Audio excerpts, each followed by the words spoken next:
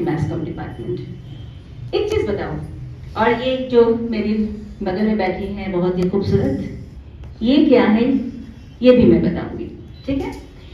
जब हम mess com की बात करते हैं, चूंकि मैं जर्नलिज्म फील्ड से आई हूँ और मैस कॉम की founder head of the department रही हूँ, मैंने इस डिपार्टमेंट को शुरू किया है और बिहार का ये पहला कॉलेज है जिसने 3 year honours degree programme mass communication में शुरू किया था। बाद में फिर दूसरे कॉलेजेस ने, पटना कॉलेज और बाकी यूनिवर्सिटीज ने किया। तो पूरे बिहार में मेरा ही ड्राफ्ट किया सिलेबस चला 2014 तक। मैंने शुरू किया था ये डिपार्टमेंट 2005 में। मैथ्स कॉम के लेकर बहुत ज़्यादा मतलब जानकारी कम होती है, क्योंकि हमारे यहाँ बिहार में क्या है, बिहार में हमारी ABCD की पढ़ाई कैसे होती है, कैसे होती है बताओ जरा, मैं बताती हूँ। बाकी प्रदेशों से हमारे यहाँ ABCD की पढ़ाई थोड़ा अलग है। हम पढ़ाई करते हैं ऐसे ABCDEF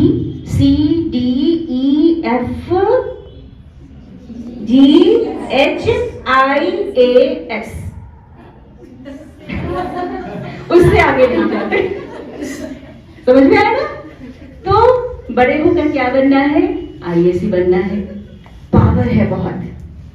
और इंटर के बाद क्या करना है, तो एक है कि इंजीनियरिंग कर लें या फिर मेडिकल कर लें।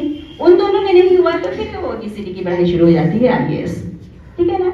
लेकिन इसके अलावा भी राहें हैं, और भी है राहें कहते हैं ना, तो इसके अलावा भी है राहें। क्योंकि हमारे पास हमने सुन लिया कि IAS बनना है, हमने किसी को देख लिया कि इंजीनियर है वो, हमने किसी को देख लिया बड़ा अच्छा मेडिकल प्रैक्टिस चलता है, बड़े अच्छे डॉक्टर हैं, और बनना चाहा।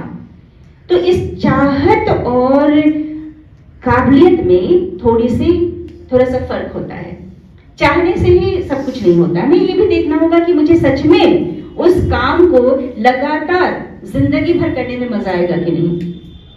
क्योंकि कई बार होता है ना, हम किसी को देखते हैं और बहुत ज्यादा इन्फ्लुएंस्ड हो जाते हैं, बहुत प्रभावित हो जाते हैं कि वाह कितना अच्छा था वो, मैं तो गजब थी। अभी शिजान मेरे स्टूडेंट ही हैं, तो इन्होंने कहा कि ये बड़ी फोकस थी।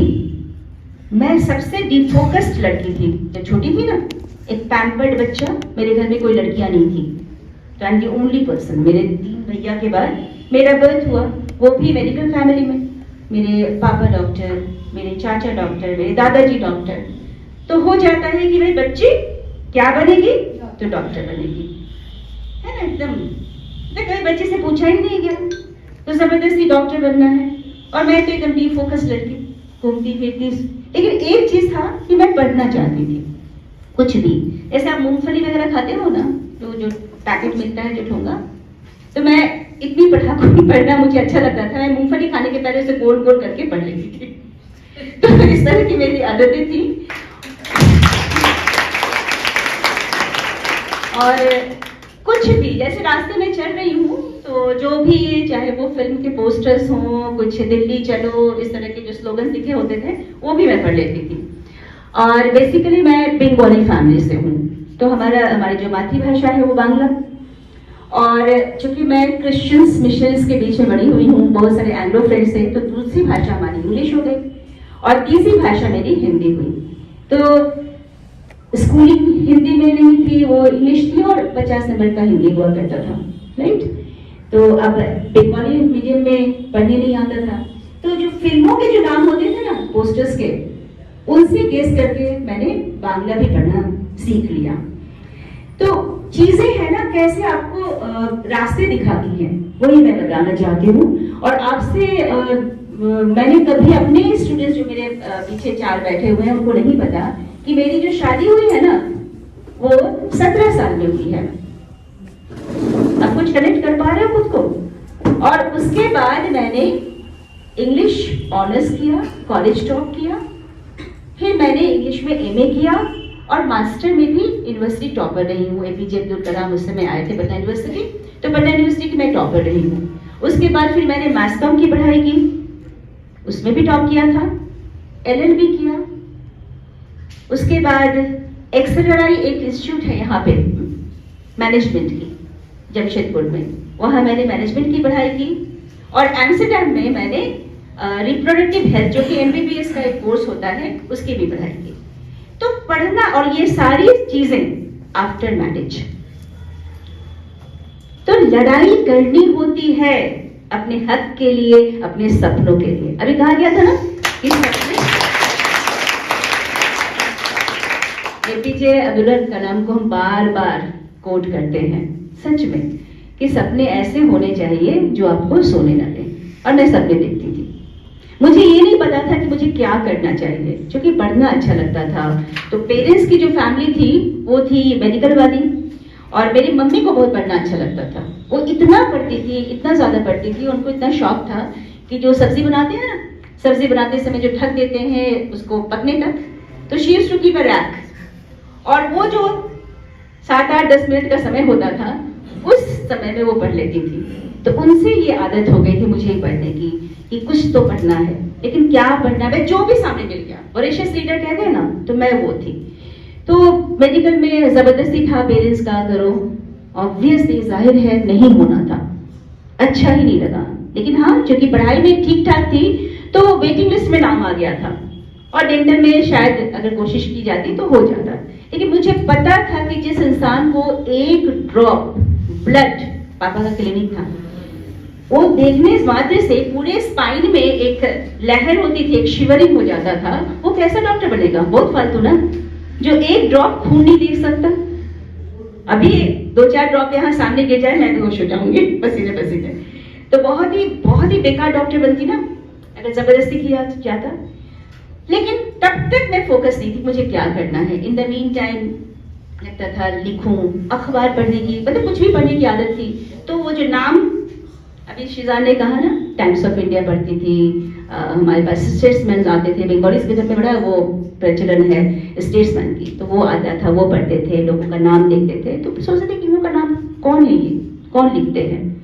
तो जब इसी तरीके से जब जाने की जर्नलिज्म की पढ़ाई होती है, उस समय बिहार में कोई इस तरह की पढ़ाई नहीं होती थी, क्योंकि मैंने ही तो डिपार्टमेंट शुरू किया था, तो पढ़ाई की कोई गुंजाइश ही नहीं थी।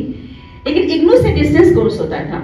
इन the meantime since I used to read a lot, तो Uttam Sengupta Times of India के रेजिडेंट एडिटर थे, तो वो हमारे यहाँ आए हुए थे, मेरे अंकल के फ्रेंड भी थे। तो उनको मैंने अपनी कुछ लिखी हुई चीजें दिखाई थी, जो कविताएं थी, जो स्टोरीज मैंने लिखा था स्कूल में, कॉलेजेस में, तो वो दिखाया। तो उन्होंने कहा कि अच्छा लिखती हो, why don't you right for times of India. तो उन्होंने बुलाया मुझे, और इस तरीके से टाइम्स ऑफ इंडिया में मैं छपना शुरू हो गई। हर संडे को वहाँ पे संडे स्प्रेड आता था, तो वहाँ पे हर संडे को मेरे स्टोरीज आते थे, तो बड़ा अच्छा लगता था। मैं तो मतलब जिस दिन पहली बार छपी थी मेरी स्टोरी, तो मैं तो सेंटर टेबल पर रख दी थी सामने में कि जो भी गेस्ट आए, और उस पेज को खोलकर मोड़कर जहाँ भी मेरा नाम, you can imagine the excitement, मतलब आई एम सो हैप्पी कि अपना नाम अखबार में छप जाना, मतलब मजा आता है, पता नहीं मजा आएगा शायद तुम लोगों को भी। तो अपना नाम छपा हुआ, तो मैं क्या थी, टाइम्स ऑफ इंडिया के पेज को जहाँ पे मेरी स्टोरी थी उससे फोल्ड करके मैंने सेंटर टेबल में रखा था जो भी आए तो सबसे पहले वो देखे मेरा। तो ये शुरू के जो एक्साइटमेंट थे, बाद में फिर हिंदुस्तान टाइम्स में भी वहाँ पे आता था सिटी स्केप, वहाँ पे भी लिखना शुरू किया। तो रिगरसली दोनों जगह मेरी स्टोरीज आर्टिकल्स छपने शुरू हो गए। इन द मीन टाइम इग्नू से जो कि डिस्टेंस कोर्स है, तो मुझे लगा इसमें कोर्स भी कर लेना चाहिए। तो फिर इग्नू से मैंने पीजी डिप्लोमा की, और फिर बाद में फिर कुरुक्षेत्र यूनिवर्सिटी से मास्टर्स किया इसमें। तो इस तरीके से मेरे रास्ते ना बिल्कुल तय नहीं थे, बिल्कुल तय नहीं थे, बस था कि पढ़ना है और पढ़ना है। लेकिन मुझे ये पता नहीं चल रहा था कि मुझे कहाँ पे मतलब एक ठहराव लानी है, कहाँ पे क्या करना है। लेकिन ऐसे एक फिल्म आई थी, उसका डायलॉग मैं बताती हूँ, अब फिल्म का नाम बताओ। कि किसी चीज को शिद्दत से चाहो तो पूरी कायनात क्या है बताओ, किसने कहा था ये, किसी चीज को शिद्दत से चाहो तो पूरी कायनात?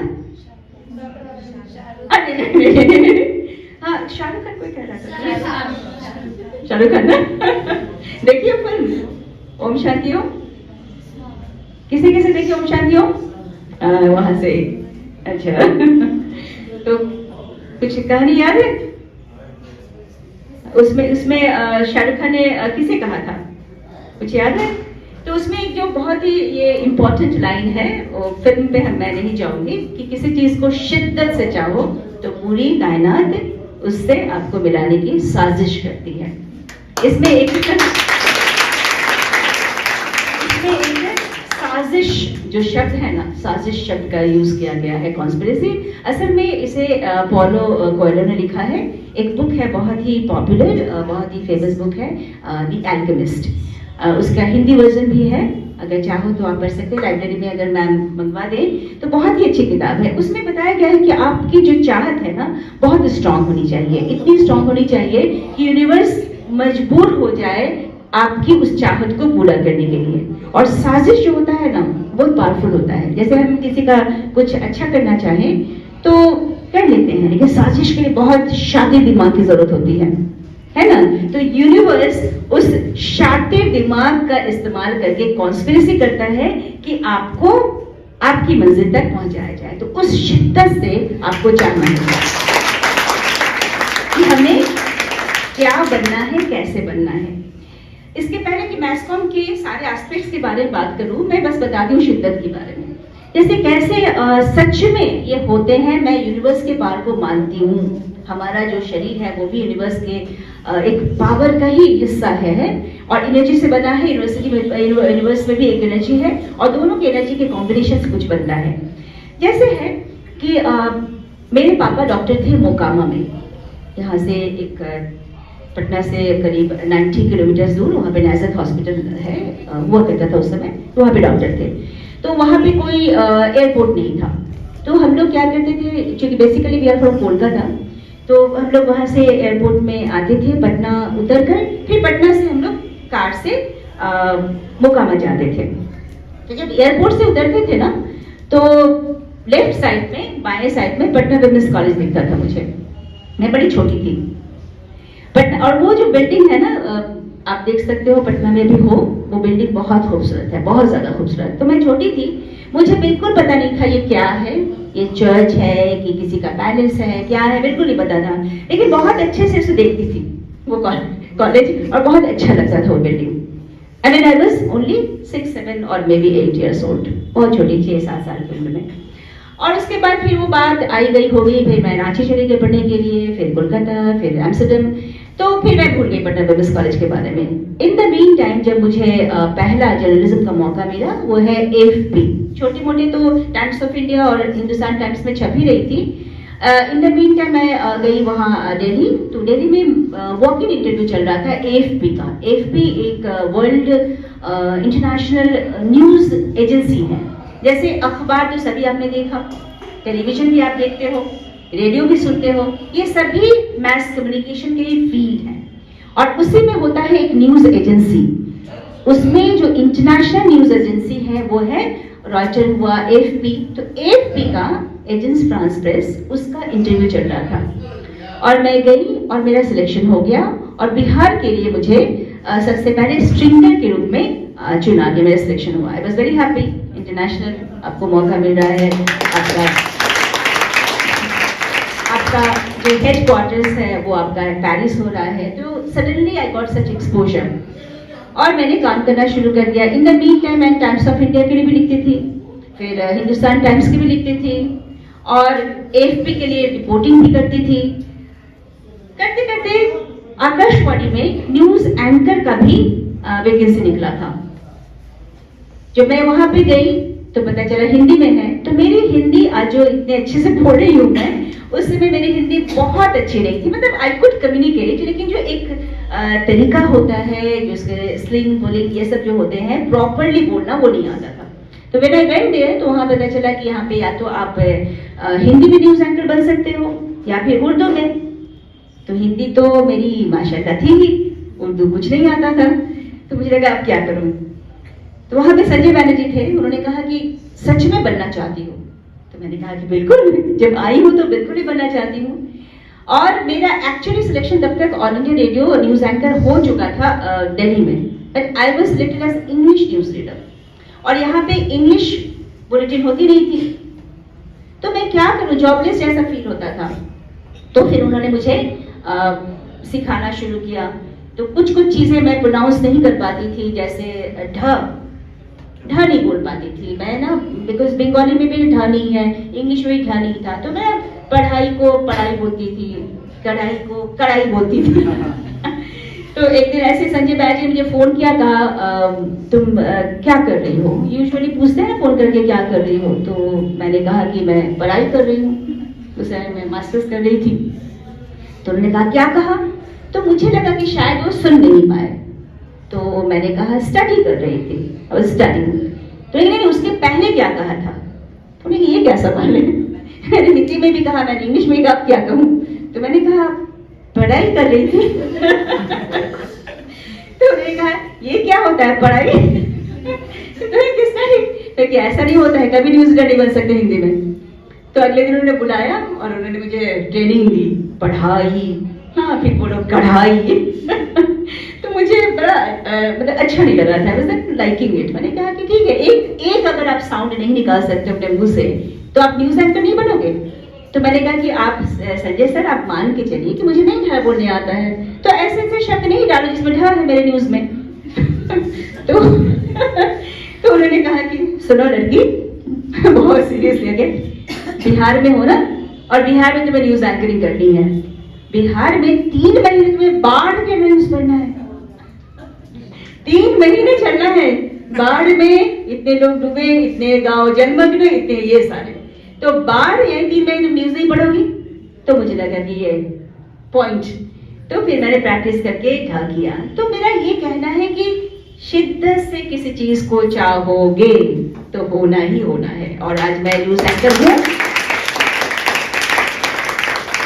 और ये सारी चीजें आफ्टर मैरिज।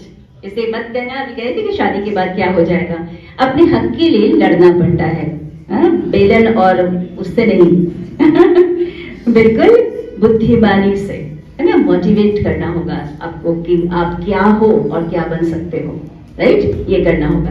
तो फिर मैं न्यूज एंकर बन गई, कल मुझे देख भी सकते हो, डीडी न्यूज देखते हैं, नहीं देखते हैं? देखते हैं, झूठ सारी, तो फिर मुझे पहचाना, मैं तो डीडी न्यूज में आती हूँ। हाँ डीडी बिहार देखते हो, तो मुझे नहीं पहचाना। हाँ। ओके, तो कल देख लेना, आज तो सुबह का हो गया, कल आप मुझे 5 बजे और 7 बजे के बुलेटिन में देख सकते हो, उस समय अगर फ्री हो तो। अब है कि मैस कम्युनिकेशन, ऐसे मैंने कहा ना कि बिहार के बच्चे क्या पढ़ते हैं, GHIS। तो मैस कॉम क्या है हमारा, एक अम्ब्रेला है, अम्ब्रेला समझते हैं उन्हें, छाता, छाता के जो ऐसे स्टिक निकलते हैं, स्पोक्स, इसमें इतनी ज्यादा संभावनाएं हैं, इतनी ज्यादा कि आप सोच नहीं सकते। जैसे आप फिल्में देखते हो, फिल्में कौन बनाते हैं, मैस कम्युनिकेशन के ही बच्चे बनाते हैं, तो बाद में वो स्पेशलाइजेशन करते हैं। तो एक स्पोक मान लो रिपोर्टर्स का, यानी अखबारों में लिखना, अखबारों के लिए लिखना, उसमें डिजाइन करना, पेज को सजाना, ये सारी चीजें तुम्हारे प्रिंट जर्नलिज्म में आ जाता है। उसी में मैगजीन भी आता है, जो आप सप्ताह में, महीने में जो मैगजीन आते हैं, मैगजीन समझ पा रहे हो ना, पत्रिकाएं जो हैं, तो समाचार पत्र जो हर रोज आ रहा है आपके यहाँ, इसीलिए इसको डेली कहते हैं, क्योंकि हर रोज आ रहा है। और फिर उसी का एक दूसरा हिस्सा है मैगजीन यानी पत्रिका। तो आप सोचो कि आप में से जिसे भी लिखना बहुत अच्छा लगता है, पढ़ना बहुत अच्छा लगता है, वो इस फील्ड में आ सकते हो अगर रुझान हो। जैसे मैंने कहा ना कि मेरा नाम जब छपा था तो मैं ड्राइंग रूम में एकदम टेबल पे रखी थी, बहुत खुशी मिलती थी कि भाई आए, मेरा नाम लिखा हुआ है, तो मतलब मैं चाहती थी कि अखबार लोग छुए और देखिए मेरा नाम वहां पे लगा। तो ये जो एक्साइटमेंट अगर आप अंदर से फील कर रहे हो कि मैं लिखूं, मैं छपूं, मेरे नाम लोग देखें, तो मैस कम्युनिकेशन आपका फील्ड है। अगर आपकी आवाज बहुत अच्छी है, बहुत प्यारी सी सूदिंग सी आवाज है, आपका तलफ़ुज़, आपका जो उच्चारण है, जो प्रोनंसिएशन है, वो अगर बढ़िया है, तो आप रेडियो में आप एंकर बन सकते हो, न्यूज एंकर, आप रेडियो जॉकी बन सकते हो, आरजे जैसे नवेद है ना, मिर्ची मुर्गा, ये सब सुना था, मुर्गा बने कभी, जो गाने सुनते हैं रेडियो पे, गाने बजते, FM के रेडियो मिर्ची, और उसमें जो आता है ना मुर्गा बना दिया, तो सुना है ऐसा, हाँ, मतलब वो मिर्ची मुर्गा बनाते हैं नवेद साहब। तो ये है आरजे वाली।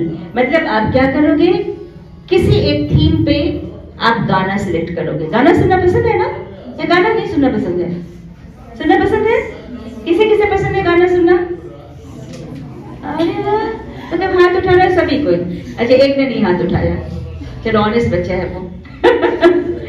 तो उसमें क्या है कि कोई हम थीम पे 3, 4, 5 गाना सिलेक्ट कर लेंगे। सपोज मौसम पे, ठंडक पे, लड़कियों पे, एजुकेशन पे, बहुत सारे सॉन्ग्स हैं, हर विषय पे सॉन्ग्स होते हैं। तो एक थीम पे हम 5-6 सॉन्ग सिलेक्ट कर लेते हैं और उन सॉन्ग्स के बीच में हम जो बातें करते हैं वही आरजे का काम है। आप देखोगे कि जब आप रेडियो सुनते हो तो गाने क्या लगातार आते हैं, बीच में कुछ कुछ बोला जाता है ना, तो वो जो बोलने का काम है वो है आरजे, और बड़े अच्छे पैसे मिलते हैं उसमें भी। तो अगर आपकी आवाज अच्छी है, सूदिंग है, प्लेजेंट है और आपको अच्छा लगता है कि आपकी आवाज दुनिया सुने, तो फिर आप रेडियो में आ सकती हैं। उसके लिए भी आपको मैस कम्युनिकेशन पढ़ना पड़ेगा। तो ये अम्ब्रेला का दूसरा स्पोक हो गया। अब आता है तीसरा यानी टेलीविजन। टेलीविजन में आपने न्यूज एंकर्स को न्यूज पढ़ते तो देखा होगा, मुझे भले ना देखा हो आपने। किसी भी न्यूज एंकर को देखा है न्यूज पढ़ते हुए? न्यूज रीडर को देखा है? खबरें जो पढ़ते हैं लोग, देखा है खबरें पढ़ते हुए किसी को टीवी में? समाचार जो पढ़ते हैं देखा है? समाचार वाचक को, वाचिकाओं को देखा है? अच्छा, किसी का भी नाम याद है? उसमें नीचे में नाम भी लिखा होता है, कुछ नाम वगैरह याद है किसी का? अच्छा, उसकी शक्ल बता दो। हमें लग रहा है इसमें से कोई समाचार नहीं सुनती रखी। हाँ समाचार कोई नहीं सुनती है, गाने वाले सुन ले। वही समाचार क्यों सुने, वो तो बोरिंग है। वो नीतीश कुमार को दिखाएंगे, मोदी को दिखाएंगे, क्या बोरिंग काम है, क्यों देखें, समय बर्बाद करें, है ना? यही है ना? हाँ, तो समाचार देखो, ये मास कॉम आप पढ़ो ना पढ़ो, ठीक है, लेकिन समाचार तो देखना और पढ़ना दोनों ही पड़ेगा, क्योंकि अगर आईएएस भी बनना चाहो तो आपको तो समाचार सुनना ही पड़ेगा ना। कुछ चीजें हम सुन के सीखते हैं, कुछ चीजें हम देख के सीखते हैं और कुछ चीजें हम पढ़ के सीखते हैं। और ये जो सीखी हुई चीजें हैं उनको अगर हमने लिख लिया तो फिर सक्सेस बिल्कुल आपके साथ है। तो एक हैबिट बना लो कि समाचार सुनना है, देखना है और पढ़ना भी है, जिस जैसे मिल जाए, क्योंकि कुछ भी कर लो यहाँ पे तो चीजें होनी चाहिए ना। तो ये चीजें कहाँ से आएंगी? वो है समाचार के माध्यम से। हम जानना चाहिए देश दुनिया में क्या हो रहा है, हमारे आसपास की क्या घटनाएं घट रही हैं, हमारे राइट्स क्या हैं, हमारे जो अधिकार हैं वो क्या हैं, उन अधिकार के लिए हमें क्या करना होगा। सरकार ने लड़कियों के लिए क्या योजनाएं बनाई हैं, महिलाओं के लिए कौन कौन सी चीजें उपलब्ध हैं सरकार के पास, ये सब कैसे आपको पता चलेगा? समाचारों से। और आपको जो मन है, कभी आप रेडियो सुन लें, कभी आप टेलीविजन देख लें और कभी आप अखबार पढ़ लें। जैसे कि मैम ने कहा कि आपके स्कूल में लाइब्रेरी भी है, लाइब्रेरी जाते हो आप? क्या देखने के लिए बस? अच्छा, पढ़ते हो, गुड। अपने कोर्स की किताबें पढ़ते हो या उससे अलग भी पढ़ते हो? दैट्स गुड, क्योंकि कोर्स तो बहुत लिमिटेड है ना, वो तो पढ़ना ही आपको, क्योंकि आपको पास करना है। लेकिन उससे भी ज्यादा आपके कोर्स के बाहर की चीजों को भी पढ़ना पड़ेगा, तभी जाकर आप जान पाओगे कि एक्चुअली में आपको करना क्या है। जैसे मैंने कहा, मैं बड़ी डिफोकस थी, मुझे नहीं पता था मुझे क्या करना है, घर से प्रेशर था कि मेडिकल। तो बाद में मुझे पता चला कि मुझे इस फील्ड में आना है। एक बात है, जैसे कोई भी अगर मैस कम्युनिकेशन में आना चाहता है तो उसके जो चीजें हैं जानना होगा। तो अब मैंने अखबार की बात की, पत्रिकाओं की बात की, रेडियो की बात की, अब टेलीविजन में क्या है कि आपको कैमरा फ्रेंडली होना होगा। मतलब कैमरे के सामने क्या होता है ना, बड़े स्मार्ट होते हैं घर में बैठे बैठे, जैसे ही माइक पकड़ा दिया जाता है ना, डर जाते हैं ना। घर में तो एकदम शेर है, सब शेरनियां हैं, लेकिन जैसे ही माइक पकड़ा दिया जाता है हम अब क्या करें होता है सब, ऐसा ना कि अचानक से खड़े कर दिए तो अब क्या बोलेगा, बहुत विस्परिंग चलती रहती है। जैसे कहा कि रुबीना मैम ने कि बोलो कुछ, तब एकदम साइलेंट हो गए। तो कैमरा फ्रेंडली यानी कैमरे से बात करने की आदत डाली होगी क्योंकि हम लोग स्टूडियो में होते हैं, हमें करोड़ों लोग देखते हैं, राइट? तो लेकिन स्टूडियो में कितने लोग देखते हैं? एक बेचारा कैमरामैन, एक जो फ्लोर मैनेजर जो मुझे इशारे करते रहता है, पढ़ो रुको पढ़ो रुको, क्योंकि मैं न्यूज रीडर पढ़ते हैं, फिर विजुअल जाता है, फिर पढ़ते हैं, फिर विजुअल जाता है, हमें कैसे पता चलेगा? हम तो स्क्रीन के सामने होते हैं ना। तो वो जो बंदा सामने में खड़ा होता है वो मुझे इशारे करता है कि अब आपको रुकना है, फिर आपको पढ़ना है, फिर रुकना है, पढ़ना है। अब है 15 मिनट पढ़ना है, तो क्या करती हूँ मैं? कभी कभी ऐसा होता है ना कि मुझे तो नहीं पता ना कि घड़ी तो मैं नहीं देख सकती, हमारा फिक्स है 7 बजे से 7:15, 5 बजे से 5:15, ये 15 मिनट का फिक्स है, या सुबह का अगर रहे तो उस हिसाब से। लेकिन जब पढ़ना शुरू कर दिया तो पता नहीं होता है ना कि मैं उस न्यूज को 13 मिनट में फिनिश कर रही हूँ या फिर 16 मिनट में, कुछ नहीं पता होता है। क्योंकि अगर मैं सामने में रखे घड़ी को देखूं तो मेरी आंखें ऐसी हो जाएंगी, मुझे तो देखना है अपने दर्शकों की ओर ना। तो वो बंदा हमें बताता रहता है कि कब रुकना है, कब पढ़ना है। अब कभी कभी ऐसा भी हो जाता है कि मैंने थोड़ा फास्ट पढ़ लिया और वो 14 मिनट के आसपास, अगर उसी पेस में मैंने उसी स्पीड में गति में अगर मैंने पढ़ाई की तो 14 मिनट में खत्म हो जाएगा। तो अब वहां पे एक एक सेकंड ना तय किया होता है। हम कहते हैं कि ठीक है 14 मिनट तो चलेगा, 1 मिनट ही तो कम है, या 16 मिनट तो चलेगा, 1 मिनट ही तो कम है, हम जाते नहीं कहीं पे। अभी मैं जैसे थोड़ा देर से आ रही थी तो इतनी छूट मुझे मिली हुई थी, मुझे इन्होंने नहीं डांटा चाहती तो मुझे रुबीना मैम डांट सकती थी क्योंकि मैं लेट आई थी, मुझे 10 बजे आना था। लेकिन मैं ये गुस्ताखी टेलीविजन में नहीं कर सकती, रेडियो में नहीं कर सकती, बिल्कुल नहीं कर सकती, क्योंकि वहां पे एक एक सेकंड, 1 मिनट बहुत बड़ा टाइम होता है। आप देखोगे कि कभी ऐसा हुआ है कि आपने टेलीविजन खोल दिया और वहां कोई एक्टिविटी नहीं हो रही है? ऐसा होता है, कुछ ना कुछ होते रहता है ना। तो अब है वो जो सामने में खड़े होते हैं वो मुझे बताते हैं। कैसे बताते हैं? बात करके बताएंगे तो उनकी आवाज आ जाएगी ना।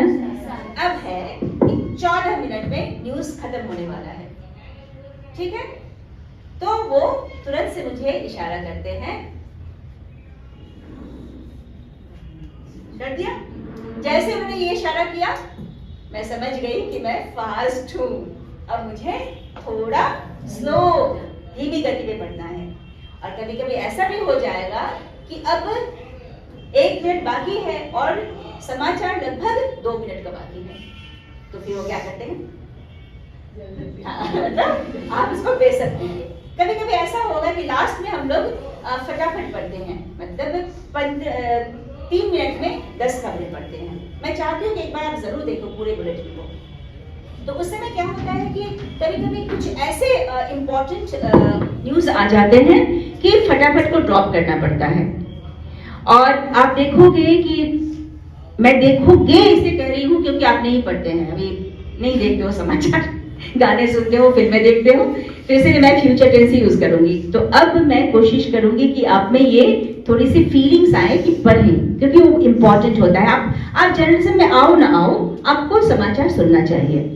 तो अब क्या होता है कि जो समाचार शुरू होता है ना, तो शुरू में हम लोग हेडलाइंस पढ़ते हैं आज के मुख्य समाचारों में, और फिर बाद में उसी हेडलाइंस को बढ़ाकर पढ़ते हैं, फिर अंत में फिर हेडलाइंस पढ़ते हैं। इसलिए पढ़ते हैं कि किसी का बीच में अगर छूट जाता है तो वो हेडलाइंस पढ़ लेंगे, सुन लेंगे, तो कम से कम समाचार के बारे में उस इंपॉर्टेंट यानी महत्वपूर्ण जो घटना घटी है उनके बारे में पता चल जाएगा। तो कभी कभी ऐसा होगा कि समय अब बिल्कुल नहीं रहा और एक एक्स्ट्रा न्यूज आ गया जिसे हम ब्रेकिंग न्यूज कहते हैं, तो अब मुझे फटाफट तो छोड़ना पड़ेगा। तो फिर इशारा आता है,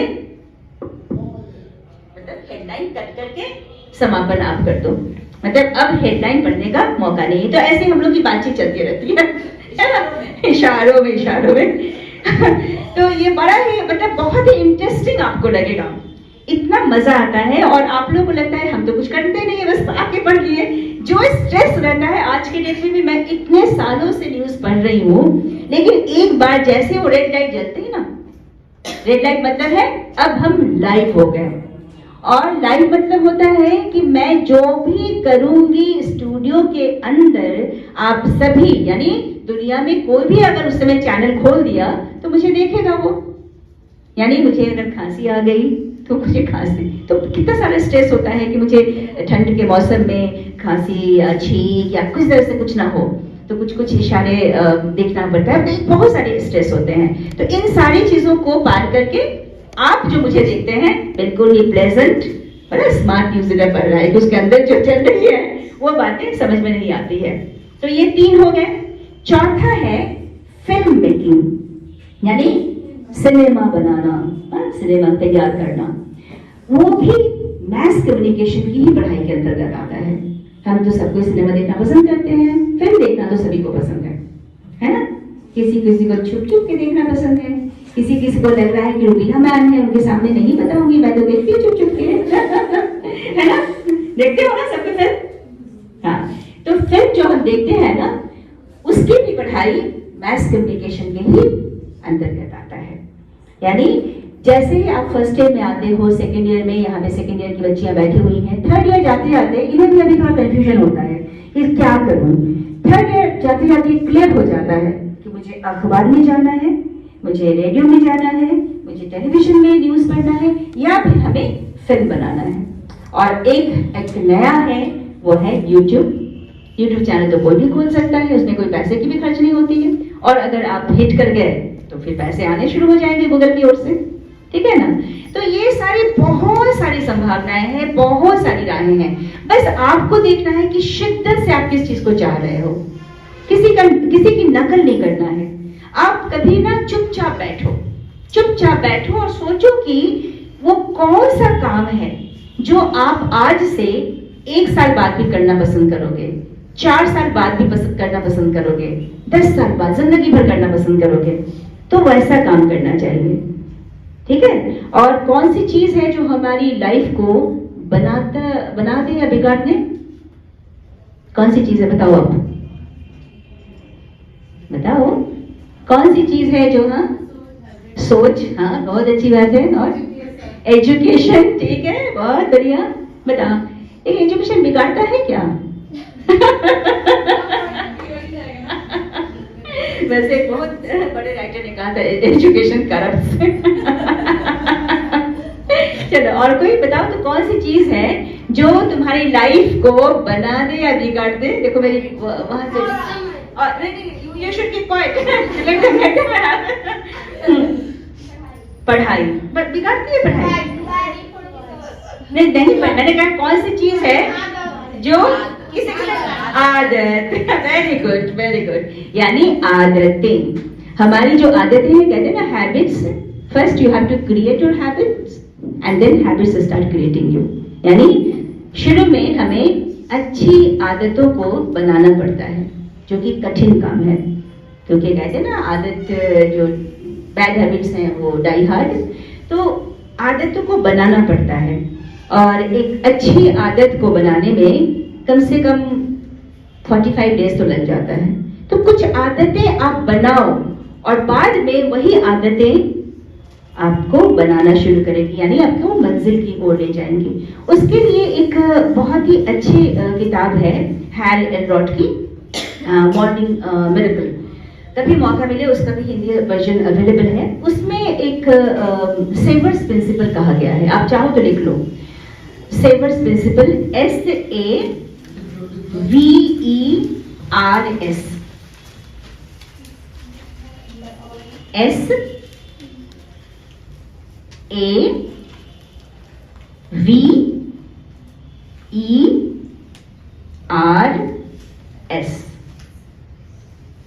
ठीक है, सेवर्स आ गया। तो उसमें ये है कि ये जो आदतें हैं हमें बनानी पड़ती है। तो सुबह उठ के आप क्या करते हो? व्हाट्सएप चेक करते हो? क्या करते हो बताओ जरा, ईमानदार बन जाओ थोड़ी सी। मैम नहीं सुन रही है, शी इज नॉट देयर। बताओ, सुबह उठ के क्या करते हो ईमानदारी से? व्हाट्सएप चेक करते हो? अरे वाह।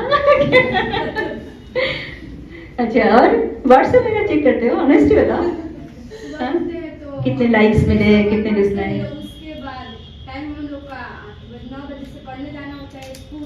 हाँ, स्कूल का बात नहीं, सुबह में उठ के पहला काम क्या करता? सबसे पहले फ्रेश होकर पढ़ते हैं। अच्छा भाई, तो अच्छी बात है। लेकिन जो हमारे पीछे में जो 4 लड़कियां हैं ना मेरी, जो वो सुबह सुबह उठ के नहीं पढ़ती हैं, सुबह सुबह व्हाट्सएप चेक करती है कितने लाइक्स आए हैं कितने कमेंट्स आए हैं, कौन से कमेंट पे क्या रिप्लाई देना है, ये सब सोचती है ना। तो ये जो हमारा बेसिक डाउन 6 हैबिट्स में यही आता है कि सुबह में उठ के सबसे पहले हम एस करेंगे, एस यानी साइलेंट, ठीक है ना। थोड़ी देर हम साइलेंस, खुद को चुप रह के सोचेंगे कि हमें आज क्या करना है। I believe in the baby steps. मतलब 10 साल 5 साल का जो, मेरी मेमोरी बड़ी खराब है, मैं भूल जाती हूँ कि मुझे 4 दिन बाद क्या करना है।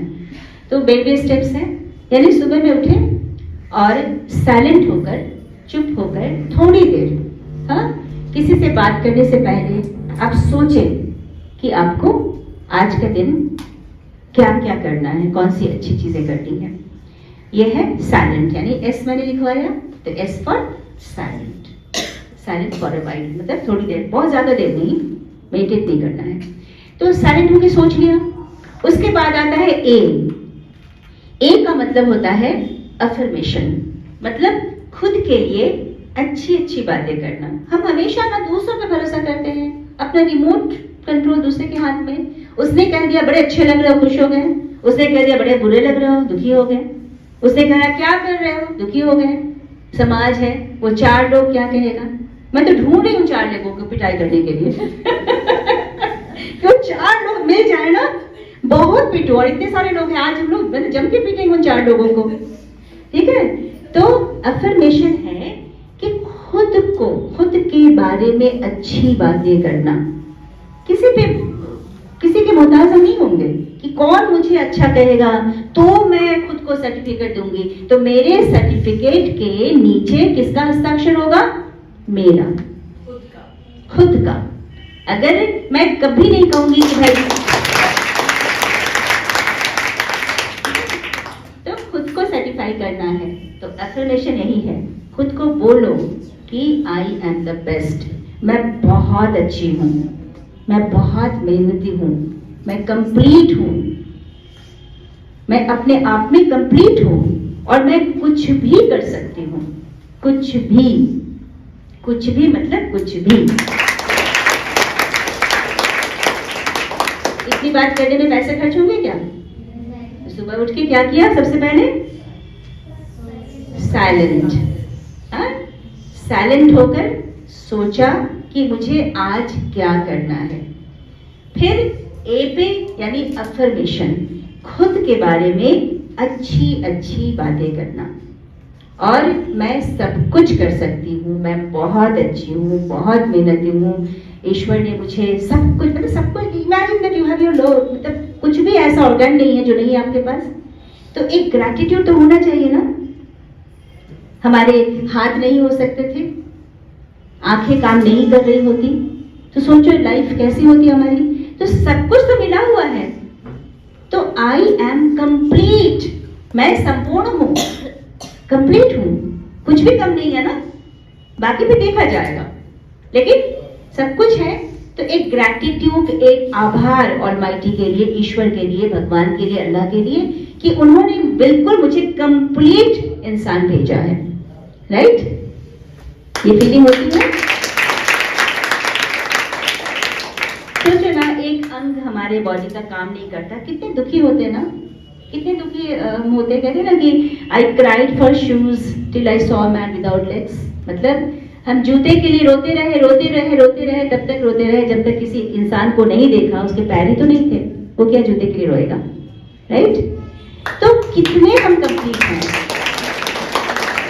सब कुछ है ना हमारे पास। तो फिर रिमोट कंट्रोल हम दूसरों के हाथ में क्यों दें। तो हम ये बातें, ए यानी अफर्मेशन, अच्छी अच्छी बातें करेंगे। उसके बाद आता है वी। वी का मतलब होता है विजुअलाइजेशन। विजुअलाइजेशन मतलब देखना, पहले से देखना।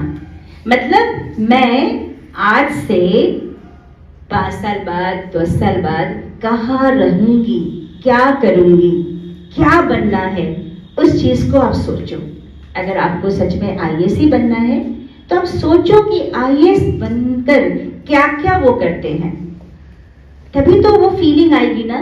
आप डीएम के की जो कोठी है उसको देखो, जो कलेक्ट्रेट है उस ऑफिस को इमेजिन करो। अगर आप इंजीनियर बनना चाहते हो तो आईआईटी इमेजिन करो, एनआईटी इमेजिन करो, मतलब विजुअलाइजेशन कंप्लीट कलर्ड में, ब्लैक एंड व्हाइट में नहीं, ठीक है ना, एकदम कलर्ड में, कि आप कौन से कपड़े पहने हुए हो, कैसे बैठे हुए हो शान से, कैसे पढ़ाई कर रहे हो, इन सब का विजुअलाइजेशन। मतलब आप सोचो कि आप कर रहे हो और हर रोज करोगे तो एक कनेक्शन हो जाता है। देन कम्स चौथा क्या है, ई, थोड़ा बहुत एक्सरसाइज करना चाहिए, बहुत जरूरी होता है, क्योंकि सारी जो हमें अंग मिले हैं इनमें अगर हम एक्सरसाइज करते हैं तो एक सिक्रेशन होता है, एक बहाव होता है हमारे शरीर के अंदर। सिक्रेशन जो कुछ कुछ हार्मोन्स निकलते हैं ना, कुछ कुछ जूसेस निकलते हैं जिसके कारण हमारा खाना पच जाता है ना। ऐसे ही एक सिक्रेशन है BDNF, थोड़ा ऊपर जा रहा है। BDNF है ब्रेन डिराइव्ड न्यूरोफैक्टर्स। उसमें क्या है कि जब आप एक्सरसाइज करते हो तो इसका सिक्रेशन होता है, और इसके सिक्रेशन से आपका जो ब्रेन सेल है, जो आपका दिमाग का, जो कहते हैं ना मेंटोस खाओ दिमाग की घंटी बजाओ, है ना, ऐसा ऐड देखा था ना, मेंटोस खाओ दिमाग की घंटी बजाओ, तो वो दिमाग की घंटी बजा देता है, यानी दिमाग को एक्टिवेट कर देता है। जैसे आपने कभी देखा होगा कि कुछ पढ़ते हो तो तुरंत याद हो जाता है, ऐसा होता है, और कभी कभी घंटों पढ़ रहे हैं कुछ नहीं याद हुआ, ऐसा हुआ है। किसके किसके साथ होता है कि घंटों पढ़ो कुछ याद नहीं आ रहा, दिमाग में घुसा ही नहीं, मेंटोस खाना ही पड़ेगा आज तो, है ना, घंटी बजाने के लिए। और कभी कभी होता है कि थोड़ा सा पढ़ा और बिल्कुल याद हो गया, ऐसा किसके किसके साथ हुआ है, सबके साथ, सबके साथ, यानी मेंटोस खा लिया था अंदर, ठीक है। तो ये जो मेंटोस है ना, दिमाग की घंटी बजाने वाला, इसी को कहते हैं BDNF। तो जब हम एक्सरसाइज करते हैं ना तो ये सिक्रेशन होता है, सिक्रेशन से हम एक बॉडी जो है ना वो एक्टिवेट होती है, और BDNF का सिक्रेशन होता है, और इससे हमारे जो ब्रेन सेल्स है, दिमाग की जो घंटी को बजाने वाले जो सेल हैं वो जागृत हो जाते हैं। और उसके बाद जब आप पढ़ाई करते हो तो, और ये एक्सपेरिमेंट हो चुका है कि एक्सरसाइज करने के बाद की पढ़ाई और एक्सरसाइज करने के पहले की पढ़ाई, तो हमारा जो प्रोडक्टिविटी है, लर्निंग है, रिटेन, सब चीजों को पढ़ना और याद भी रखना। एक बार होता है कि हमने पढ़ लिया और 2 दिन बाद पूरा भूल गए, एक होता है कि पढ़ा और याद भी रहा, तो उसके लिए ये एक्सरसाइज बहुत जरूरी है। उसके बाद आता है R से तो मुझे लगता है सबको पता है क्या मैं बोलने वाली हूँ, बोलो, रीडिंग, ऑफ कोर्स, यानी कुछ भी सिलेबस पढ़े तो भी ठीक है, लेकिन सिलेबस चूंकि मजबूरी है उसको पढ़ना ही है, तो मैं हमेशा कहती हूँ सिलेबस से बाहर की चीजें पढ़ो। और उसमें सबसे बढ़िया मुझे लगता है ऑटोबायोग्राफीज पढ़ना, जैसे लोगों के बारे में जो लिखी हुई किताबें होती हैं उनको पढ़ो, जैसे कभी APJ अब्दुल कलाम को पढ़ो, कभी महात्मा गांधी की किताब है माय एक्सपेरिमेंट्स विद ट्रुथ, तो उनकी जो जीवनियां होती है ना हमें बहुत चार्ज करती है कि महात्मा गांधी कैसे बने होंगे, सोचने वाली बात है ना। या फिर जवाहरलाल नेहरू कैसे बने होंगे, या फिर APJ अब्दुल कलाम वो कैसे बने होंगे। तो इस तरीके से अगर आप जीवनियां पढ़ना शुरू करें तो आपको पता चलेगा कि सबके जीवन में अजीबोगरीब मतलब दास्तान उनकी होती है, उनके स्ट्रगल होते हैं, उनके जो संघर्ष होते हैं आपको मिलेगा। तो आपको अंदर से फील होगा कि ये जो है ना, हम लोग जब आसमान की ऊंचाइयों को छू लेते हैं तब हम उन्हें देखते हैं, चाहे वो महात्मा गांधी हो, चाहे जवाहरलाल नेहरू हो, चाहे हमारे अभी के प्राइम मिनिस्टर हो, जो भी हो, सबके अपने संघर्ष की कहानी होती है। और हम कब देखते हैं आम लोग, जब वो ऊंचाई पे चढ़ जाते हैं, लेकिन उस ऊंचाई को चढ़ते हुए जो उन्होंने संघर्ष किया उसे हम देख नहीं पाते हैं। और हमें लगता है कि हमारी लाइफ में बहुत बहुत प्रॉब्लम है यार, मत पूछो, बात करते हैं ना ऐसे, आज तो अम्मी ने ये कह दिया, आज तो अब्बू ने ये कह दिया, भाईजान ने ये कह दिया, खाला ने वो कह दिया, बस यही सोचते रह गए, कभी वो सोचना ही नहीं है, क्योंकि इन्हीं सब के बीच में आगे बढ़ना है ना, संघर्ष। और संघर्ष अगर है ही नहीं तो, और मैं तो कहूँगी संघर्ष अगर नहीं है तो लाइफ बहुत बोरिंग हो जाएगी। क्या है, सब कुछ मिलता रहा है ऐसे ऐसे सीआईडी की तरह। सीआईडी एक सीरियल हुआ करता था, उसमें जो पुलिस है ना उनको दिख जाता था, अभी यहाँ पे हुआ, यहाँ पे मर्डर वेपन मिल गया, थोड़ा आगे बढ़े तो वो मिल गया। ऐसा थोड़ी है, ऐसा कुछ नहीं होता है। तो संघर्ष को वेलकम करो, उसे चैलेंज। दो शब्द, शब्दों का गजब का ना कमाल होता है। एक शब्द है चैलेंज, एक शब्द है प्रॉब्लम। Choice is yours. कोई उसे समस्या कहता है, मेरे जीवन में तो इतनी ज्यादा समस्याएं हैं, क्या करूं क्या करूं। और दूसरा इंसान कहेगा कि मेरे जीवन में चुनौतियां हैं और मुझे इससे आगे बढ़ना है। तो ये तुम्हारे ऊपर है कि तुम घर के जो प्रॉब्लम्स को प्रॉब्लम्स कहने वाले हो या फिर उसे चुनौतियां कहने वाले हो। तो उससे ही एक माइंडसेट बन जाएगा। और लास्ट जो है एस, उसमें स्क्रिबल कहा गया है। स्क्रिबल मतलब नॉन सीरियस राइटिंग। जैसे राइटिंग तो बहुत हम सोच समझ के कुछ लिखते हैं, और इसमें कहा गया कि ज्यादा सोचने की जरूरत नहीं है। आपने दिन भर में जो भी किया या फिर जो भी सोचा, कई बार होता है कि हम तो, मैं जब अपने स्टूडेंट्स को कहती हूँ भाई डायरी लिखो, तो पता है ये लोग क्या करती हैं?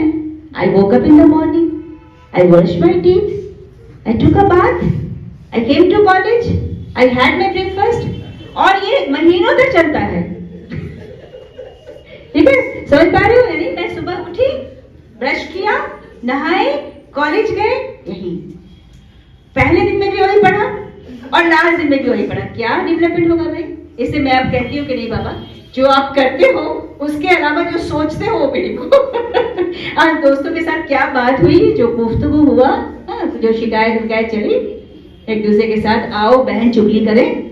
करते हो ना? यही सब करना तुम लोग, हमारे सामने भी है। हाँ, तो आओ बहन चुगली करें। उस चुगली में क्या टॉपिक था उसे भी लिख दो, मजा आएगा, बहुत मजा आएगा। तो ये सब चीजें हैं ना, अभी बहुत छोटे हो आप, और मैं ये बता रही हूँ, लेकिन मुझे नहीं बताया गया था, मुझे बड़ा प्रेशर था डॉक्टर बनना है, तो हमेशा एक स्ट्रगल में जीती थी, कैसे बच्चों खून देखने से।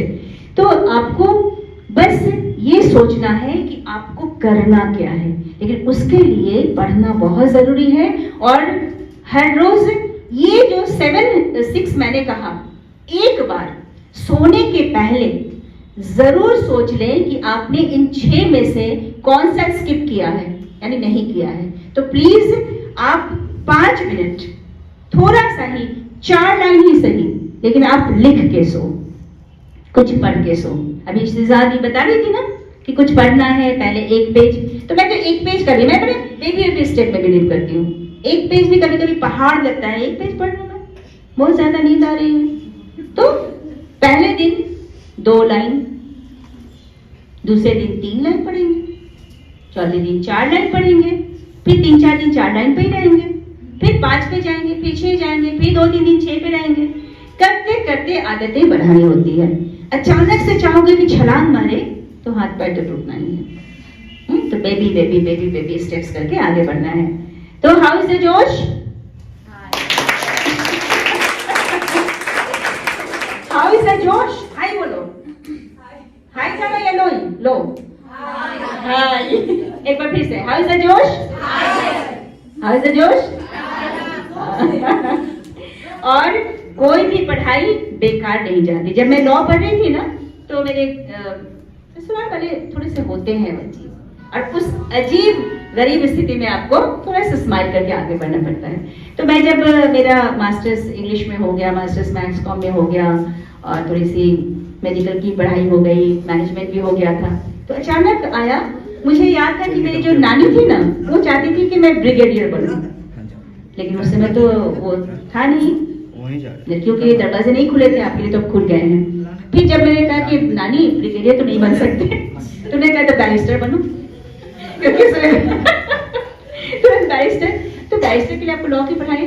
तो बाय द टाइम मेरी नानी की डेथ हो चुकी थी, तो अचानक मुझे लगा कि कुछ करना चाहिए, पढ़ना मुझे बहुत अच्छा लगता है। तो फिर मैंने लॉ में एडमिशन लिया, पटना लॉ कॉलेज में, और जैसे ही हुआ ना तो घर में फिर पढ़ेगी ये लड़की, ये हुआ, इसको शांति ही नहीं है, मैं तो पढ़ो, ये पढ़ो, लॉ पढ़ेगी, मैनेजमेंट पढ़ लिया। तो फिर मैं लॉ में, सुनना तो है ही, वो 4 लोग तो मुझे वो 4 लोगों का सुनना नहीं था। मैं गई, एडमिशन ले लिया, लॉ पढ़ लिया, और इसके लिए हमेशा ताना मिलता था, क्या हो गया, क्या हो गया। अब मैं बताती हूँ क्या हुआ उसके बाद। पटना बिजनेस कॉलेज में 2005 में मैंने डिपार्टमेंट शुरू किया था। डिपार्टमेंट जब मैं गई थी वहां पे, उस समय मैं AFP के लिए काम कर रही थी, and I was in my early 20s, ठीक है, मतलब एकदम 20 से थोड़ा ही ज्यादा। और डिपार्टमेंट शुरू करने के लिए मेरे पास अचानक से, मैं AFP का रिपोर्ट करके आई, रिपोर्ट लिखने के बाद मैंने उसे फैक्स करते थे इमरान भाई, तो फैक्स किया, और फिर मैं दोपहर में थोड़ा सा आराम कर रही थी, अचानक से फोन बजा। तो मैंने बहुत ही रिलेक्टेंटली, तो अब आराम कर रहे हो, फोन देख, चूंकि घर में यहाँ भी छोटी थी तो मेरी सासू माँ तो फोन नहीं उठाएगी, तो मुझे ही उठाना था, और उस समय लैंडलाइन हुआ करता था, कौन जाए, तो फिर मुझे ही उठाना पड़ा। तो जब मैं फोन उठाई तो वहां से फोन आया, इज दिस मिनती? मैंने कहा हाँ मिनती हूँ मैं। तो मैंने कहा this is sister Doris D'Souza, principal Patna women's college. तो मुझे लगा था कि न तो मैं इस कॉलेज में पढ़ी हूँ, न कभी प्रिंसिपल से मिली हूँ, न मुझे इरादा भी है मिलने का, ये अचानक से क्यों फोन कर रही है। तो मैंने पूछा यस, मैंने विश किया उनको। तो उन्होंने कहा कि I would like to talk to you because I want to start a department. मैंने कहा ठीक है, आपका कॉलेज है, आप खोले डिपार्टमेंट, मुझे क्या। उन्होंने कहा कि खोलना है मैस कॉम डिपार्टमेंट। तो फिर भी मैंने कहा कि खोलिए ना भाई, मैं क्या करूँ। तो बोले कि I would like to have a discussion with you. मैंने कहा कि what I am suppose to do, कि प्लीज कम टुमारो, आप कल आए, हम लोग बात करेंगे। मैं गई, तो बात करते हुए मुझे लगा कि शायद वो जानना चाहती होंगी, क्योंकि मैं बिहार में शायद अकेले हूँ क्योंकि अखबार में काम किया है, Hindustan times and times of India में, फिर मैंने हिंदी अखबार में भी काम किया है। मैं हिंदी की नहीं हूँ, न तो मेरी मातृभाषा है, न तो मेरी पढ़ाई की भाषा है। तो मैंने हिंदी सीखी, और आज एक अखबार नेशनल डेली वर्क करता है, उसमें मैं as a children page editor काम किया मैंने याद है ना। और उसमें भी सोचो मैं चैलेंज लेती थी, उसमें मुझे बुलाया, उससे मुझे ना हिंदी बहुत अच्छा नहीं आता था। तो what I used to do, सोचो मेरा पेशेंस, अखबार का जो फुल पेज है ना, उसमें कितने सारे वर्ड्स होते हैं, मिनिमम 4000 to 5000। मैंने कह दिया कि मैं कर लूंगी, और करके उन्हें कहा कि पूरे पेज को आपको करना है। मैंने वापस आके हाँ तो कह दिया, मुझे ना कहना, पापा ने सिखाया था never say no to opportunities. तो डैड की ये बात मुझे याद रहती थी। तो मैं आ तो गई हाँ कह के। अब आके है कि मुझे दीदी की चिट्ठी भी लिखनी है, मुझे कहानियों का भी संपादन करना है। तो वहाँ पे राकेश प्रवीण हुआ करते थे, तो उन्होंने कहा कि सर मुश्किल है थोड़ा तो उन्होंने कहा कि क्या मुश्किल है, आप नहीं समझ पाएंगे आपको क्या करना है, ऐसे ऐसे डिजाइन। उन्होंने लगा कि मैं डिजाइन नहीं समझ पाई कि कहाँ पे दीदी की चिट्ठी होगी, क्योंकि मैं दीदी थी, तो दीदी की चिट्ठी जाएगी बच्चों के नाम, फिर यहाँ पे इलस्ट्रेशन होगा, ऐसे ऐसे डिजाइन उन्होंने समझाना शुरू कर दिया। मैंने कि वो सब तो ठीक है, लिखे कैसे तो आपको लिखना नहीं आता, आप संपादन करने जा रही है पूरे पेज का? कि नहीं मतलब हाँ मतलब I didn't have words to say. तो थोड़ी देर बाद कहा कि मैं ना सारी चीजें समझ गई कि वो पूरा कॉन्सेप्ट, फिर मैंने ना पूरे कॉन्सेप्ट को राकेश प्रवीण को समझाया। तो राकेश प्रवीण को लगा कि कॉन्सेप्ट, मेरा कॉन्सेप्ट और भी ज्यादा अच्छा था। तो उन्होंने कहा कि कहाँ पे परेशानी है बताइए। तो मैंने कहा सर मैं एक काम करती हूँ, मैं सारी चीजों को इंग्लिश में लिख कर देती हूँ आपको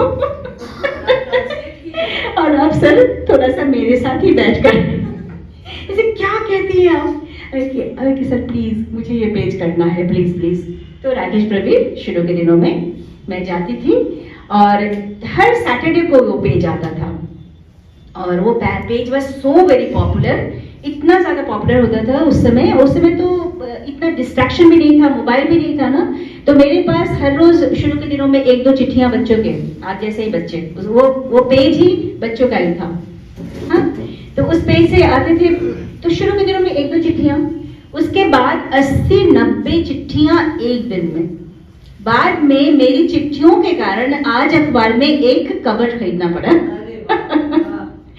चिट्ठियां आती थी। और मेरी वो जो पेज था ना, फिर बाद में वहाँ पे बेनी माधव चैटर्जी थे रेजिडेंट एडिटर, तो उन्होंने फिर मुझे एक स्टाफ दिया चिट्ठियों को खोलने और पढ़ने के लिए, कहा कि उसमें भी छांट कर जो चिट्ठियां पढ़ने लायक है वो दीदी को दिया जाए। और मैं वो दीदी थी, तो वो किया मैंने।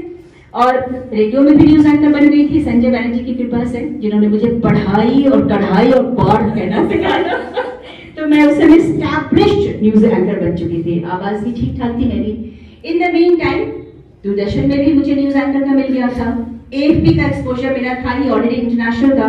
तो इतने सारे, तो sister Dolis after all Patna women's college is a college, तो उन्होंने अच्छे से मेरे बारे में रिसर्च करके ही बुलाया था। तो जब मैं वहां गई तो उन्होंने कहा कि डिपार्टमेंट शुरू करना है and I want you to start the department, मतलब आपको करना है। तो मैं ना मतलब उस समय बड़ी खुश थी ना, एएफपी के साथ काम करती थी और यहाँ छप रही हूँ वहाँ छप रही हूँ, मजा आ रहा था मुझे। फ्रीलांसिंग हमेशा से अच्छा लगा मुझे, फ्रीडम बहुत अच्छा लगता है। मुझे लगा कि यहाँ पे बन जाऊंगी तो मेरा जो बाकी है मूवमेंट वो बंद हो जाएगा, एक्टिविटीज। तो फिर मैं वहाँ पे उन्होंने कहा कि देखिए कैसे होगा, तो मैंने कहा कि वेयर इज योर डिपार्टमेंट, मैंने डिपार्टमेंट देखना चाह रहे, आप डिपार्टमेंट खोलना चाहते हो तो डिपार्टमेंट दिखाओ कहाँ पे होगा। तो मुझे कॉलेज के राइट साइड में जो अंडर कंस्ट्रक्शन बिल्डिंग थी वहां ले गई और कहा कि this is your department building up. तो मैंने कहा कि ये जो डिपार्टमेंट है वो तैयार हो रहा है। ये तो क्या बात हो गई भाई, डिपार्टमेंट में मुझे लगा कि बड़ा अच्छा सा डिपार्टमेंट मिल जाएगा, टाइल्स वाइल्स लगा हुआ, तो ऐसा कुछ नहीं था, डिपार्टमेंट बन रहा था। उसके बाद फिर क्या करूं, डैड का था नेवर से नो, वो चल रहा था। फिर जब मैं आई तो कम से कम सिलेबस तो देख लो भैया, क्या है, क्या पढ़ाना है, क्या करना है, डिपार्टमेंट शुरू करना है। तो मैंने कहा कि sister can I see the syllabus. पता है उन्होंने क्या किया, 2 blank A4 size sheet, right the syllabus. तो मुझे लगा कि अब कुछ थोड़ा ज्यादा हो रहा है, तो मैंने कहा sister may I go, I have an appointment करके मैं भागी। एक्चुअली कोई अपॉइंटमेंट नहीं था, क्या हो रहा है। फिर वापस आई, डैड ने कहा लिखो तो, तुमने अखबार डे हिंदी नहीं जानते हुए भी वो सबसे पॉपुलर पेज बन गया था एक ही साल में। That was actually the most popular page of आज, जिसके लिए मुझे बहुत प्यार मिलते थे वहां से। तो व्हाई कांट यू, डैड ने कहा। फिर मैं वापस गई सिस्टर डॉलिस के साथ। तो she was again happy, so you came, तब डिपार्टमेंट शुरू करना है।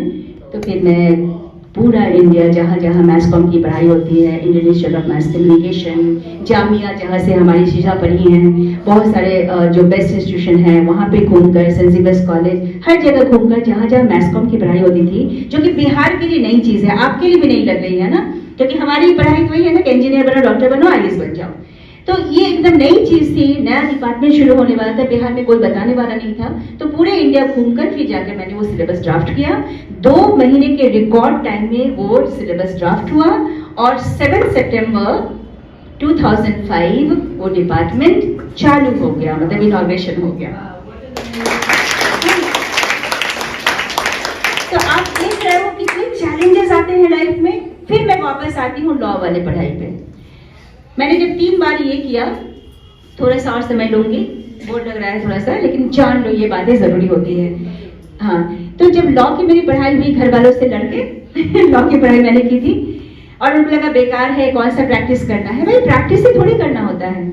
जब मैं पटना विमेंस कॉलेज में एक सेशन हमारा निकल गया था, first batch, in the mean time I got a call from the vice chancellor Chanakya national university.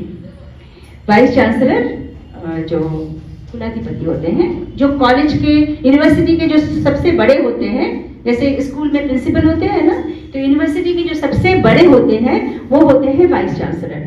तो वाइस चांसलर ने मुझे फोन करके बुलाया और उनको चाहिए था एक असिस्टेंट रजिस्ट्रार, और मेरी जो लॉ की पढ़ाई काम में आ गई है ना।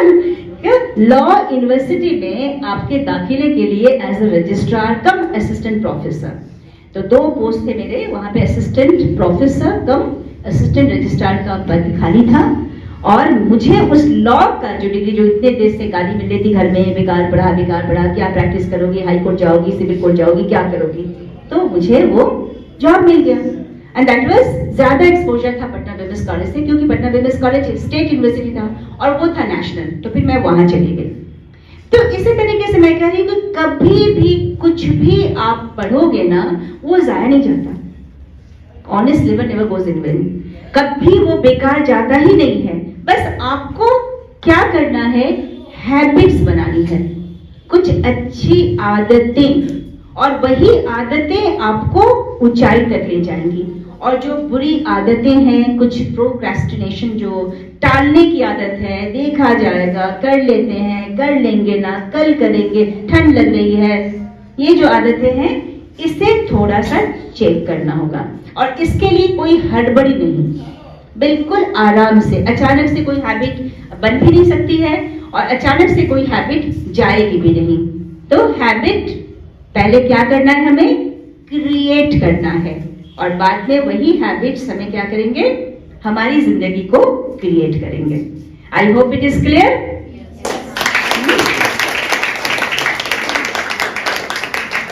कुछ सवाल हो? अब मैस्कॉट समझ में आ रहा है क्या है? बड़ा सा अम्ब्रेला है ना, बड़ा सा छाता, उसके हर स्पोक पे कुछ कोर्स है, ठीक है? होती ना छाते पे, जिसके वो कपड़ा उसके ऊपर बांधा जाता है, वो जो डंडियां, जहां से पानी की बूंदें टपकती हैं, वो ऐसे छाते पे ऐसे करके आता है ना, वो तीलियां जो होती हैं, और उसको बोल रही है मैम कि वो हर चीज जो है उसको इस तरह से समझो कि वो अखबार हुआ या टीवी हुआ, रेडियो हुआ, फिल्म हुआ, ये सब उसके उस छाते के साथ बंधे हुए हैं।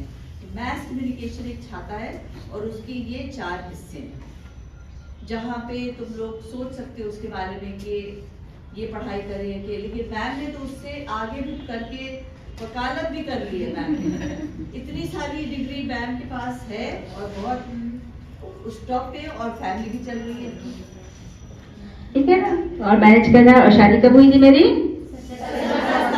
मैं हमेशा पापा को बोलती हूँ इलीगल मैरिज है ये।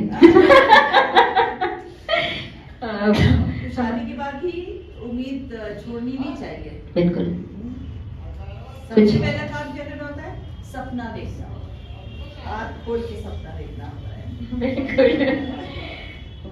डॉक्टर एपीजे अब्दुल ने क्या कहा था? डॉक्टर एपीजे अब्दुल कलाम ने क्या कहा है? सपने जो आपको सोने ना दे। तो ऐसे सपने देखने होंगे। हाँ बिल्कुल बिल्कुल। मेरा नाम रेहाना खातून और मैं वन मॉडल हाई स्कूल की टीचर। हाँ हाँ हाँ। आप इतना सारे बताए वो बहुत अच्छा लगा, लेकिन पूछना चाहती हूँ कि जब आप पढ़ाई करती थी बचपन में तो कितना घंटा पढ़ती थी, और मैट्रिक के बाद इंटर पढ़ाई किया जाता है तो एक सब्जेक्ट को चुना जाता है उसमें, तो कौन सा सब्जेक्ट को फोकस की और इतना सारे कैसे पढ़े? हाँ, जैसे बचपन में कितना घंटा सोच के अगर पढ़ोगे ना तो कभी नहीं पढ़ पाओगे, उससे प्यार करना होगा। जैसे मैंने कहा ना कि मैं मूंगफली खाती थी और ऐसे घुमा लेती थी रास्ते में चल रही और वहां पे जितने भी पोस्टर है उसको भी पढ़ लेती थी। तो कभी भी ये मत सोचो कि मुझे 1 घंटा पढ़ना है या 4 घंटे पढ़ने हैं, बस पढ़ना है। और ये भी याद रखना है कि जब नहीं मन करे तो प्लीज डोंट रीड, पढ़ो भी मत, क्योंकि अगर आप तय कर लो ना कि मुझे 4 घंटे पढ़ने हैं तो हो सकता है कि 4 घंटे आपने पढ़ाई की और दिमाग में कुछ नहीं गया। अभी जैसे मैंने कहा ना, तो एक पोमोडोरो टेक्निक होता है, कभी आप सर्फिंग करके देखोगे, उसमें कहा जाता है कि ब्रेन का जो कंसंट्रेशन है ना, फोकस, मतलब कितनी देर तक हम एक चीज में टिके रह सकते हैं, वो 25 मिनट का ये माना गया है। तो उसमें क्या है कि आपके पास अगर मोबाइल है या फिर स्टॉप वॉच है तो उस पर आप लगा दो, ये एक अच्छा तरीका है। मैं अपने जो पीछे बैठी हैं स्टूडेंट्स उनको भी कहूंगी, तो 25 मिनट्स का मतलब 25 मिनट का आप बेल लगा दो और तब तक पढ़ाई करो और देखो कि उस बेल के बजने तक आपको पढ़ने का मन आगे कर रहा है या फिर आपको उस बेल का इंतजार हो रहा है। 2 बातें होंगी ना, कि आप पढ़ते हुए 25 मिनट के बाद जो घंटी बजेगी उस घंटी का इंतजार हो रहा है, या फिर आप पढ़ते पढ़ते अचानक वो घंटी बजी और आप रुके।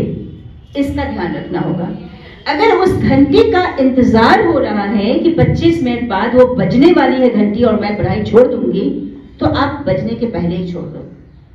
लेकिन आपने उसे लगा दिया और उस घंटी के बजने के बाद आपने पढ़ाई छोड़ी, इसका मतलब है कि आपको अच्छा लग रहा है पढ़ाई करने में, आपका ध्यान उधर है, ठीक है ना। और फिर आप चाहो तो अपने आप को अवार्ड, मैं तो बहुत अवार्ड देती हूँ खुद को, जैसे खुद को ही, जैसे मैं ना, और छोटे मोटे अवार्ड नहीं, अच्छे अच्छे, जैसे मुझे फिल्म देखना पसंद है। फिल्म देखना कोई बुरा नहीं होता है, फिल्म तो एक पढ़ाई की चीज है ना, क्योंकि हमारे यहाँ फिल्म एक पेपर है, तो फिल्म देखना बुरी बात नहीं है अगर आप उससे अच्छी बातें सीख लें तो। ये नहीं कि फिल्म देखने के बाद आकर बस हीरो हीरोइन की बातें सोच रहे हैं, कैसे वो गाना गाए थे, कैसे कपड़े पहने थे। नहीं, देखो कि वो उसकी कहानी कैसी थी, उसकी शूटिंग कैसे हुई, उसने ये एंगल कैसा था, वो एंगल कैसा था, ये सोचे तो फिर अच्छी बात है। तो मेरा कहना है कि उस चीज को खुद से तय करना होगा कि मुझे, मेरा जो फोकस है वो कितने समय तक का है। घंटी का इंतजार हो रहा है, इसका मतलब मेरा फोकस नहीं है। घंटी का इंतजार नहीं हो रहा है और घंटी बजी, तो फिर आप खुद को अवार्ड दो 5 मिनट का। 5 मिनट में थोड़ा सा टहल वहल के आ गए, और उस 5 मिनट में भी ऑनेस्टी होनी चाहिए कि 5 मिनट के अंदर फिर वापस आके फिर 25 मिनट्स का वो करो। तो this is one of the ways, मतलब ये वर्ल्ड में माना गया पोमोडोरो टेक्निक। इससे है कि आपका ना ब्रेन को थोड़ा सा आराम भी मिलता है और थोड़ी सी चीजें अंदर जाती हैं, फिर थोड़ा सा आराम मिलता है, थोड़ी सी चीजें अंदर जाती हैं, और खुद को अवार्ड दो। मैं तो बहुत खुद को पनिशमेंट भी देती हूँ। जैसे आपको सबसे अच्छा क्या खाना अच्छा लगता है, बताओ बताओ, रुबीना मैम देंगी। खाना तो अच्छा लगता है। हाँ वही तो मजा आ रहा है ना। उसमें से सबसे फेवरेट क्या है, क्या खाना पता हो ना, कुछ भी, चॉकलेट हुआ, गोलगप्पे हुए, गुपचुप कहते हैं जो यहाँ पे, क्या खाना पसंद है? हाँ? खीर पसंद है। हाँ, तो खीर पसंद है तो आप ना खुद को एक प्रॉमिस खीर के साथ जोड़ दो कि अगर मैंने इतने, इस किताब के इतने पन्ने नहीं पढ़े तो मैं तो खीर नहीं खाने वाली, चाहे सामने में भी हो जाए मैं तो खीर नहीं खाऊंगी। मैं करती हूँ, जैसे मुझे नेटफ्लिक्स में फिल्में देखना पसंद है, कुछ चीजें पसंद है, तो जब मैं कोई प्रॉमिस करती हूँ, कोई असाइनमेंट उठाती हूँ, जैसे मैं अभी गूगल न्यूज इनिशिएटिव के साथ हूँ, तो उसके लिए मुझे थोड़ी सी वीडियोस देखने पड़ते हैं, बहुत सारे एप्स हैं, उस पर वर्क करना पड़ता है, तो कभी कभी अच्छा नहीं लगता है, लगातार आप हैं लैपटॉप के साथ जुड़े हुए, तो मैं फिर प्रॉमिस करती हूँ कि अब एक फेवरेट शो आने वाला है या फिर कोई एक अच्छी किताब आने वाली, क्योंकि किताब मेरी नशा है। तो मैं क्या करती हूँ कि अपने आप को प्रॉमिस कर देती हूँ कि जब तक ये चीज मेरा नहीं हो जाए तब तक मैं टेलीविजन को छूऊंगी भी नहीं, देखूंगी भी नहीं। मतलब मैं इतनी कट्टर हूँ इस मामले में, मैं बता रही हूँ, लोग थोड़ा हंसते भी मेरे घर में, कि मेरे घर में ना किचन जाने के लिए टेलीविजन से होके गुजरना पड़ता है।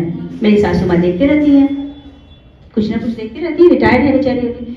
तो मैं क्या करती हूँ, वहां से गुजरती हूँ ऐसे करके, क्योंकि मैंने खुद को प्रॉमिस किया है। और वो हंसती हैं, लेकिन मैं करती हूँ, और उनको ये भी पता है कि इसके दिमाग में कुछ चल रहा है। तो मैं कभी कभी ऐसा भी होता है कि मैं ना 8-10 दिन तक टेलीविजन नहीं देखती हूँ, और फिर मैं आके आराम से बैठ के देखती हूँ, तो फिर वो मुस्कुरा, मिशन अकम्प्लिश्ड पूछती है मुझे। जो काम, जिस काम को पूरा करना चाह रही थी वो जब पूरा कर लेती है तब अपने आप को सोचा। तो इसी तरीके से जो चीज बहुत पसंद है, जो खाना बहुत पसंद है, एक बार तो ऐसा हो गया था कि मेरा जो फेवरेट है ना, मुझे चॉकलेट बहुत पसंद है, ठीक है। तो चॉकलेट बहुत पसंद है। अब एक ऐसा उस समय काम आ गया था कि वो हो ही नहीं पा रहा था। जब भी वो फोन आते थे, अच्छा 2 दिन और 2 दिन और, ये हो नहीं रहा था मेरे से, क्योंकि मैं बहुत ज्यादा काम करती हूँ सुबह से। मेरी सुबह 5 बजे शुरू हो जाती है, सुबह में न्यूज़ पढ़ लिया, ये कर लिया, वो कर लिया, दूरदर्शन चलेगा, वहाँ से आ गया, यहाँ लेक्चर दिया, वहाँ गवर्नमेंट ऑफिशियल्स को भी मैं ट्रेन करती हूँ, जो सरकारी, अभी जो यहाँ बैठे थे मुअज्जिन, तो बिहार एडमिनिस्ट्रेटिव सर्विसेज के जो न्यू रिक्रूट होते हैं ना, जो नई जिनको नौकरी मिलती है, उन्हें मैं ट्रेन करती हूँ। तो इतने सारे काम होते हैं। तो हमारे कॉलेज के टीचर जब घर जाके आराम कर रहे होते हो, मैं कॉलेज से निकल के फिर दूरदर्शन चली आती हूँ, तो मुझे आराम बहुत अच्छा नहीं लगता है। तो बहुत सारे काम होते हैं, तो कभी कभी ऐसा होता है कि कुछ काम मैं नहीं कर पाती थी, और जब भी वहां से फोन आता था फिर मैं थोड़ी सी परेशान हो जाती, करूँ कब? सुबह 5 से लेकर 11 तो बज गया, अब कब करूँ? तो फिर मैं इस तरह का एक प्रॉमिस करती थी कि जब तक ये ना हो, नो चॉकलेट। ठीक है ना, तो नो चॉकलेट। अब चॉकलेट पसंद है मुझे, और चूंकि मुझे चॉकलेट पसंद है तो मेरे फ्रिज में हमेशा, आज भी अगर जाओगे तो चॉकलेट मिल जाएगा। अब सोचो फ्रिज में चॉकलेट है, मुझे पसंद है और छूना नहीं है क्योंकि वो काम करना है।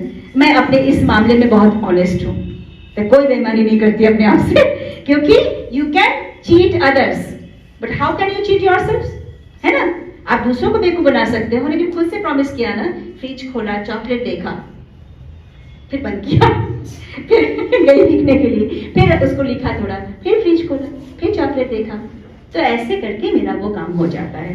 तो आप भी इस तरह कर लीजिए, जिसमें काम में मन नहीं लग रहा हो, क्यों ये हो रहा है, तो वहां पे आप एक बड़ा सा प्रॉमिस डाल दो, जो चीज बहुत अच्छा लगता है, चाहे वो फिल्म देखना हो, चाहे घूमना हो, दोस्तों के साथ बात करना है, ऐसा कुछ डाल दो। सबका अपना अपना कुछ फेवरेट होता है ना, उस फेवरेट काम को वहां पे डाल दो और फिर काम करो, and you will see that वो सक्सेस आना ही आना है। कहते हैं सक्सेस झक मार के आ जाएगी आपके पीछे। कौन सी फिल्म की है ये? 3 इडियट्स सुना है? 3 इडियट्स, उसमें कहते हैं कि काबिल बनो, काबिल बनना है पहले, और उसके बाद जो सफलता है ना वो आपके पीछे पीछे झक मार के आएगी। क्योंकि मैं एक चीज बता दूं आपको कि आज तक मैंने कभी ना अप्लाई ही नहीं किया है, चाहे वो पटना विमेंस कॉलेज में 2005 की बात है, founder head of the department हूँ, ऐसे हूँ कह रही हूँ, अभी नहीं हूँ, बट फाउंडर तो हूँ क्योंकि मैंने शुरू किया है इसे। फाउंडिंग हेड मैं हमेशा रहूंगी, वहां पे वो काट नहीं सकते। मैं चाणक्य नेशनल लॉ यूनिवर्सिटी में भी वाइस चांसलर ने ही कॉल किया था, फिर चाणक्य नेशनल लॉ यूनिवर्सिटी में काम करते हुए फिर 2014 में फिर पटना विमेंस कॉलेज ने मुझे कॉल किया, जो तब तक प्रिंसिपल बदल चुकी थी। फिर सिस्टर जेसी आई, फिर उनका कॉल आया, मैं कोलकाता में थी किसी असाइनमेंट में, तो वहाँ से कॉल आया कि डिपार्टमेंट को थोड़ा सा और एक्टिवेट करना है, तुम छोड़कर गई थी तो कुछ चीज़ें आकर करो, नई नई चीज़ें। तो फिर मैं 2014 में फिर से ज्वाइन किया पटना विमेंस कॉलेज, फिर वहाँ पे मैगजीन निकाला, फिर अखबार निकाला द वॉइस, बच्चों से फिल्में बनानी शुरू की जो कि नहीं बन पाते थे, FCP, IMAC जो बड़े टेलीविजन है वो सब खरीदा बच्चों के लिए, तो फिर एक्टिवेट हो गया। फिर 2022 में अभी फिर मैंने कॉलेज छोड़ दिया। तो चीज़ें हैं ना कि आप ना इतना पढ़ाई करो, इतना मन लगा कर करो कि आपको लोग ढूंढे, आपकी खोज हो, इतना बढ़िया करो और हमेशा सोचते रहो कि मुझे करना क्या है, करना क्या है, करना क्या है, तो फिर वो आ ही जाएगा। ठीक है, चलो।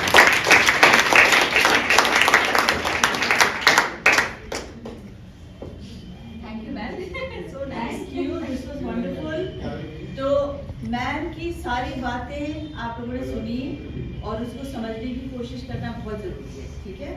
तो जब आज शाम को तुम लोग फाइनली अपने कमरों में जाके बैठोगी तो उसको दोबारा से सोचना कि मैम ने क्या कहा।